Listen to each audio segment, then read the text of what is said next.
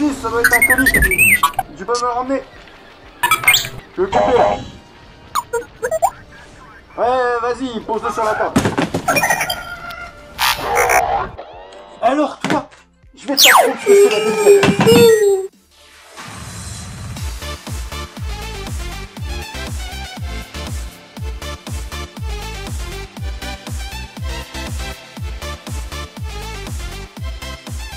Hey, bonjour à tous et bienvenue sur la chaîne du Blocosander. J'ai dû apprendre les bonnes manières à mon astromécano.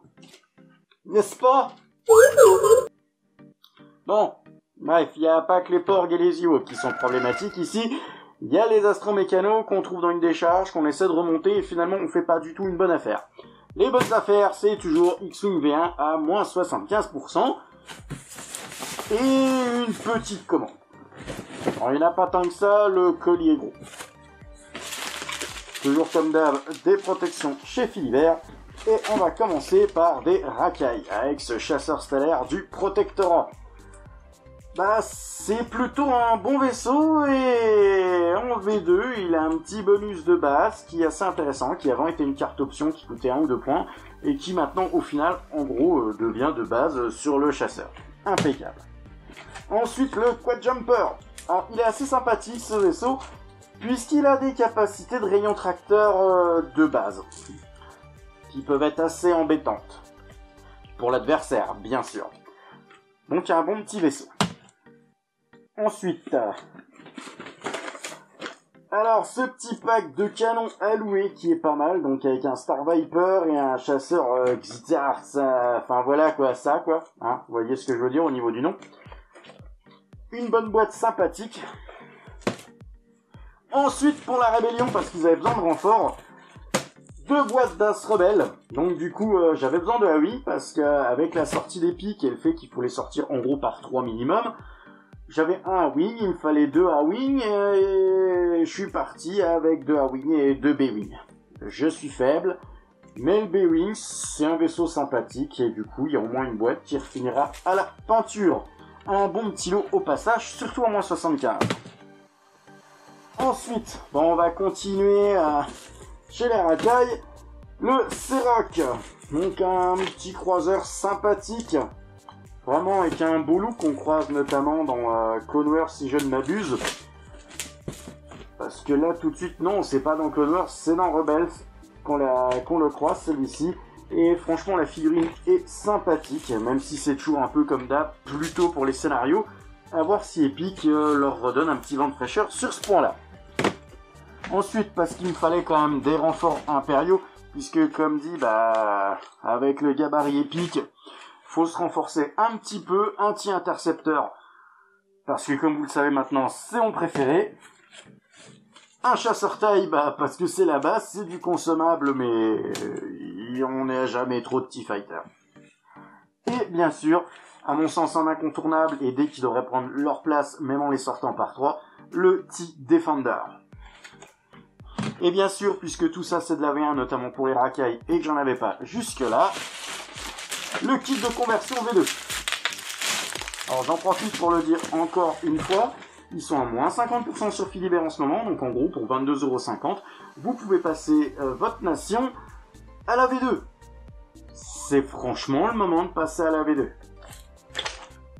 Bon, on va se les passer dans une autre partie un tout petit peu plus en revue, mais chaque vaisseau aura sa partie et notamment avec sa version upgradée en V2 grâce au kit.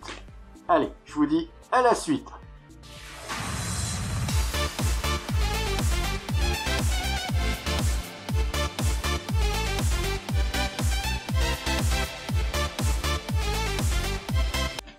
Et nous voici dans la partie suivante où on va voir un tout petit peu plus en détail, puisque je vais pas m'attarder sur les vaisseaux, et plus, puisqu'ils auront chacun leur vidéo.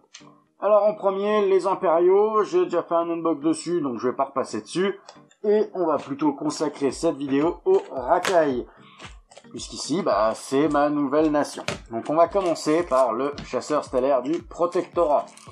Bah, il envoyait du bois dans les dessins animés, donc autant dire que j'étais beaucoup tenté, voire énormément tenté d'en prendre 2 direct. Bon, le truc de la V1, on sait ce que ça donne, bah c'est plus vraiment valide. Bon, les joueurs qui jouent à la V1, il y en a encore pas mal, donc ça peut servir.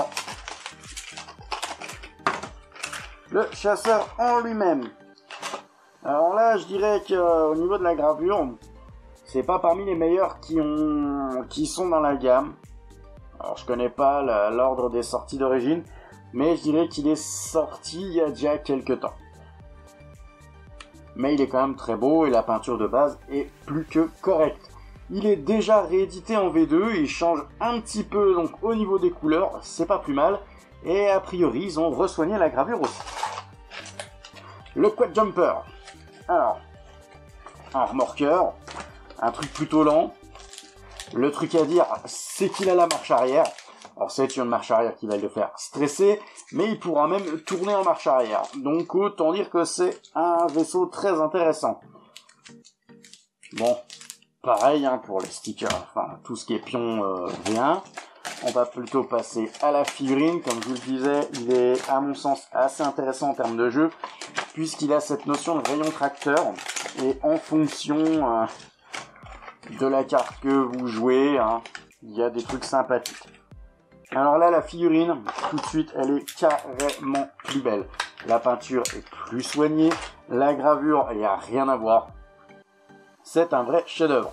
Autant le look du vaisseau, bah il faut aimer un machin qui représente 4 moteurs et une cabine. Mais la gravure, elle, est vraiment excellente. Très très beau vaisseau qui s'annonce prometteur sur le terrain. Ensuite, nous allons passer donc au canon à louer. Alors à savoir que les vaisseaux qui sont dans cette boîte, c'est un peu comme pour les As. C'est les vaisseaux qui existent séparément, mais ici ils sont fournis donc avec une autre couleur. Notamment pour le chasseur Xizar truc. Ouais, j'ai un peu de mal avec son nom. Alors autant le vaisseau est magnifique, que pour le moment son nom, voilà, c'est pas ça que j'ai retenu. Bon, comme d'hab, il y a tout ce qu'il faut pour les jouer, mais je ne vous présente pas les cartes de la V1, puisque, comme je le dis toujours, ça n'a plus vraiment cours. Alors, on va commencer par ce petit chasseur là. Déjà le look, j'adore. Il a un petit look de vaisseau Klingon, un peu sur les bords. Alors, on change d'univers quand même. Mais alors la peinture comme ça est magnifique. C'est un franchement beau remix. Autant sa couleur de base n'était pas forcément folichonne dans les blisters d'extension, autant là cette extension c'est vraiment magnifique. Il est super beau.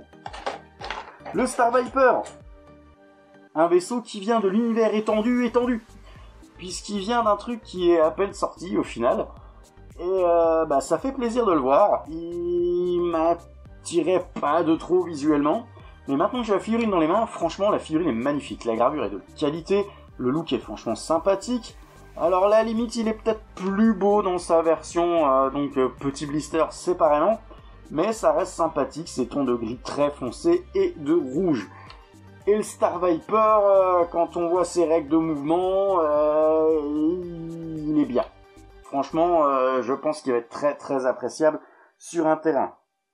Ce petit kit, je pense qu'il est très intéressant à acheter, parce que franchement, les deux vaisseaux qui sont dedans sont super bien, à mon sens. Et avec le kit de conversion, autant se lancer. C'est peut-être même des vaisseaux qu'on pourrait prendre assez facilement en doublon, autant parce qu'au niveau des couleurs, ils changent énormément. Et parce qu'à jouer en duo, ça peut être sympathique aussi. Passons à la rébellion, donc comme je vous l'ai dit, ce blister là, j'en ai pris deux. Alors, je connaissais déjà le Airwing, je ne me souviens plus si je vous ai déjà fait un unbox du Airwing. Il ne me semble pas, puisque c'est le premier chasseur rebelle que j'ai acheté en extension pour ce jeu, puisqu'à mon sens, étant donné qu'on avait du chasseur dans la boîte de base, il était logique de prendre un intercepteur pour chaque camp. Alors ici, c'est un Airwing bleu. Alors la gravure, bah, comme l'autre, elle est très intéressante, la peinture est sympa. À la limite, elle donne un petit effet, je sais pas. Il y a un petit truc qui fait que le bleu il est beau, mais je trouve qu'il est plus beau en rouge. Je sais pas, je trouve que la peinture était mieux finie sur le rouge. Bref, le Airwing, un vaisseau pas très solide, plutôt rapide et mobile, donc à haute vitesse, c'est pas sous-estimer cette petite bête là. Et comme je vous disais, bah, il m'en fallait 3 pour pouvoir les sortir en épique pour tester ça. Le B-Wing Autant dire que c'est une sorte de chasseur bombardier assez colossal, avec sa forme Blade pour Bladewing, même si son nom ne vient pas du tout de Blade, mais tout simplement de vaisseau B, parce que vaisseau d'arrière-plan. Mais il est cher au cœur des rebelles, on comprend pourquoi, il a un look vraiment atypique, c'est un super engin. Donc là, je sais pas, je suis pas trop fan à la qualité de la gravure et de la peinture sont pas au summum. Ça n'a rien à voir pour moi avec le Quad Jumper. Il y a vraiment une très très bonne évolution dans la qualité des figurines sur ce jeu. Et c'est vrai qu'il est très beau en lui-même, mais quand on voit les derniers, eh ben là on fait... Ils se sont vachement bien améliorés quand même. Et ça, c'est franchement sympathique. Bref, du coup, j'en ai deux. Et il y en a un qui finira en gris, et peut-être même celui-là, parce que je suis pas trop fanat de la couleur.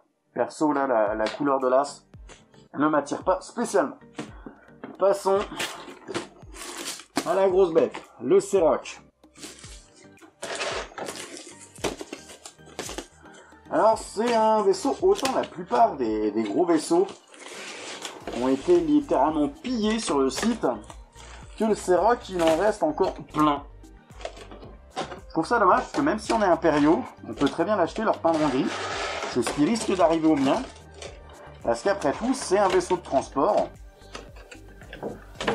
Un vaisseau de transport de prisonniers, de cargaison, d'armes, donc à mon sens, l'Empire, ce serait pas forcément bête d'en avoir en plus des Gozanti.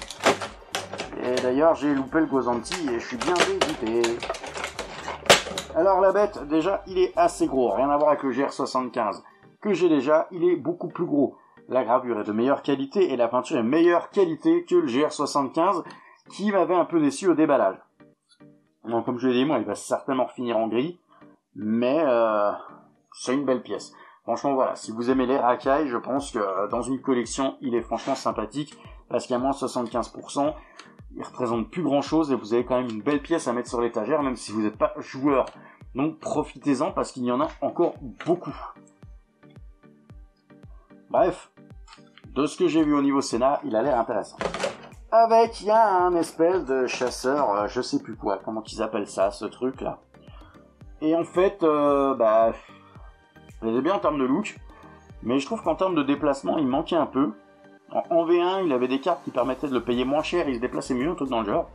J'ai pas encore trop regardé ce que ça faisait en V2, on se fera une vidéo là-dessus. Mais le look est intéressant, il est franchement fun. On croirait un peu ces vaisseaux de Jedi du 3, mais en inversé. Je sais pas si c'est là-dessus qu'ils ont calqué le truc, mais c'est à ça que ça me fait penser. Ça reste un bon petit chasseur quand même. Et bien sûr, bon, je vais pas faire le gros déballage, mais pour ordre d'idée, vous avez 4 ça, vous avez 52 marqueurs de vaisseau, 39 cadrans de manœuvre, 23 marqueurs d'identification de cadran, 99 cartes de vaisseau, 167 cartes d'amélioration, une carte d'état, 7 indicateurs de trucs et 21 trucs divers. Enfin bref, il y a beaucoup de cartes. Bref, quand vous achetez ça, là, qui en ce moment est à 22,50, vous avez de quoi équiper beaucoup de vaisseaux, vous avez beaucoup de cartes options. Franchement, la Astarcy à 22,50, ça vaut pas le coup de s'en priver et d'éviter de passer à V2. Allez-y, foncez dessus, c'est l'occasion de transférer toute une armée en V2 pour pas si cher que ça. À 22,50, ça représente que dalle en termes de prix. C'est 2 vaisseaux, et encore, c'est un bon gros chasseur, je dirais. C'est bête de se limiter à ça. La V2 vous tend les bras. Allez, je vous dis à la prochaine. N'hésitez pas à vous abonner à la chaîne, à passer me voir aussi sur la page Facebook, à liker, commenter et partager cette vidéo. Allez, à la prochaine.